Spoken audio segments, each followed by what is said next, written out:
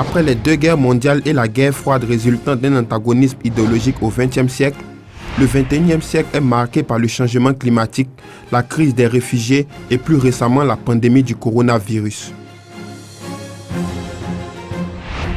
Les vrais parents soutiennent que tout cela est dû à l'égoïsme extrême des êtres humains et à l'absence de valeurs absolues centrées sur Dieu. Ainsi, au début des années 70, ils ont réuni des scientifiques et chercheurs de renommée internationale afin de forger un système de valeurs centré sur Dieu et apporter des solutions scientifiques aux nombreuses crises de la civilisation moderne. Près d'un demi-siècle après, à travers la création de l'Association internationale des intellectuels pour la paix, un réseau de solidarité constitué de savants et chercheurs a été mis en place pour le bonheur de l'humanité et la paix dans le monde.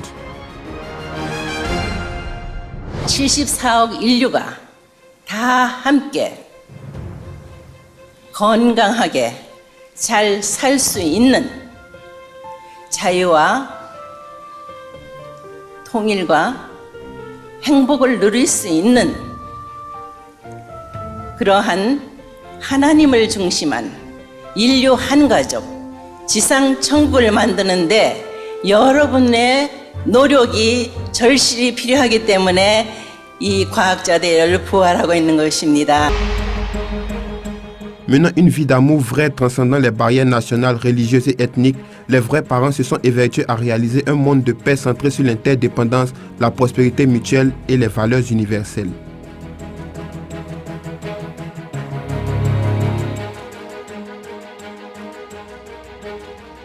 Afin d'y parvenir, les vrais parents ont priorisé l'émergence de la pensée de l'unification basée sur les principes unificationnistes. À cet effet, au début des années 70, ils ont créé plusieurs organisations regroupant des savants et chercheurs, notamment la Conférence internationale sur l'unité des sciences, l'Académie internationale des professeurs d'université pour la paix ou encore l'Institut de la pensée de l'unification, afin d'intégrer les valeurs absolues de Dieu à la culture humaine. Par ailleurs, au début des années 80, lorsque l'Union soviétique était à son apogée, les vrais parents ont organisé un colloque mondial où a été proclamée la fin du communisme. Les thèses et documents de recherche publiés lors de cet événement demeurent les premiers matériels académiques au monde à avoir prédit la chute de l'Empire communiste soviétique. À travers cela, les vrais parents préparaient l'entrée dans une nouvelle ère où toute l'humanité est une seule famille unie en Dieu.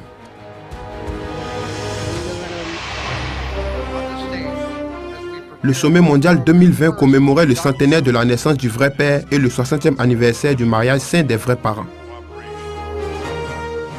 Lors de l'ouverture de ce sommet qui a réuni 120 anciens et actuels chefs d'État et de gouvernement et près de 7000 dirigeants de divers domaines, Dr Mario Molina, représentant le secteur universitaire, a ouvert la voie à un forum de discussion publique en exposant les problèmes du réchauffement climatique causé par l'activité humaine. Society perhaps faces the greatest challenge in this century that we know of, and that has to do with an environmental issue, climate change. And as you see, it does have an important connection with peace. The only way to do something about it is if all the countries start to work together. Le jour suivant, 500 savants et chercheurs de renommée internationale étaient présents pour l'ouverture de la conférence des intellectuels sur la paix mondiale. Reverend Dr. Sun Myung-moon and Hakja Han-moon, two parents, have dedicated their entire lives to the single-minded vision of building the world of peace. Après avoir été présenté par M. Chin Song-bae, directeur de la fondation académique Hyojong, Moon Sun-jin, vice-président de la FFPM internationale, a profondément touché le public en évoquant la vie et l'amour profond des vrais parents pour Dieu et l'humanité. This 2020 academic conference aims at reconciling the fractured human family, long divided by ideology, doctrine, and religion, and with the life-giving love and wisdom of oneness under our divine Creator. May we come together, realizing we are one peace-loving global family under God is the only path to true peace. Dans leur discours liminaire, plusieurs intellectuels ont apporté leur soutien effectif à cette conférence qui avait pour thème un monde de paix centré sur l'interdépendance, la prospérité mutuelle et les valeurs universelles. We need to be food secure if we are to have a lasting peace. We cannot teach peace to a hungry man.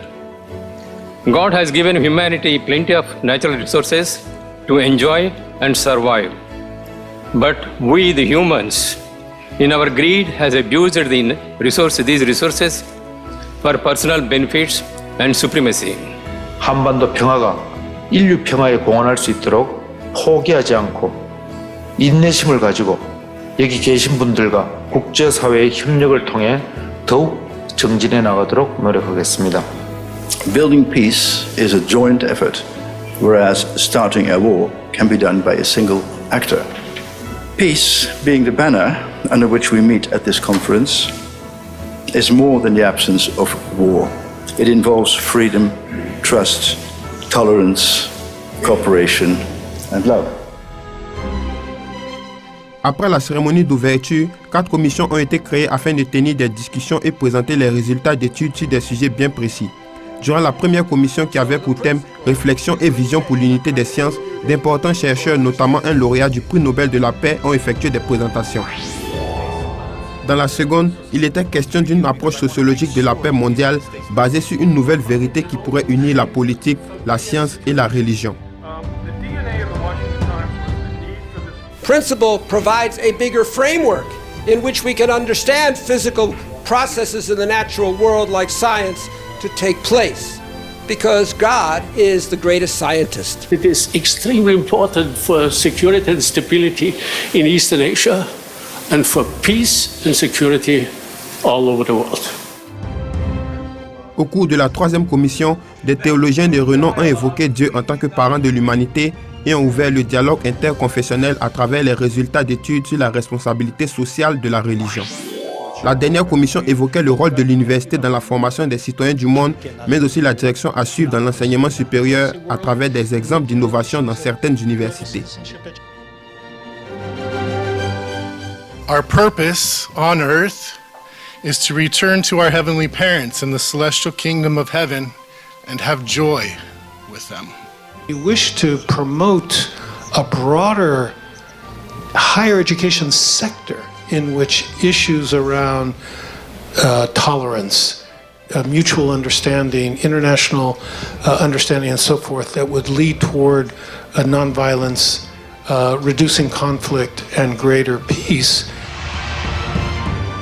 Dans le même temps, la Fondation internationale Hyojong pour l'unité des sciences, qui regroupe plusieurs scientifiques déterminés à rechercher et à développer des alternatives viables à la résolution des problèmes environnementaux, a organisé la 26e conférence ICOS dont le thème était « Solutions scientifiques aux changements environnementaux globaux ».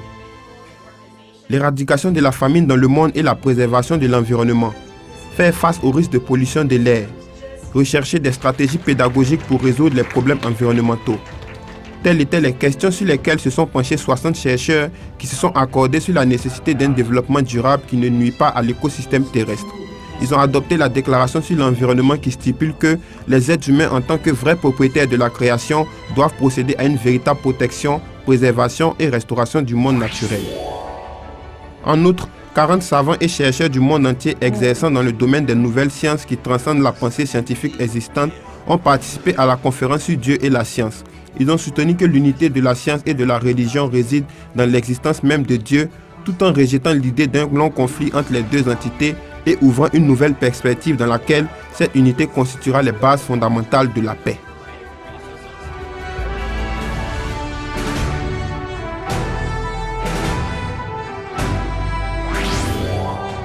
À la suite des discussions approfondies tenues dans les différentes commissions, les responsables ont présenté les conclusions finales. Ainsi, les conférences des intellectuels et d'ICUS, mais aussi celles sur Dieu et la science, se sont avérées être des plateformes scientifiques de standard international qui devraient accélérer la réalisation de la vision d'une seule famille unie en Dieu.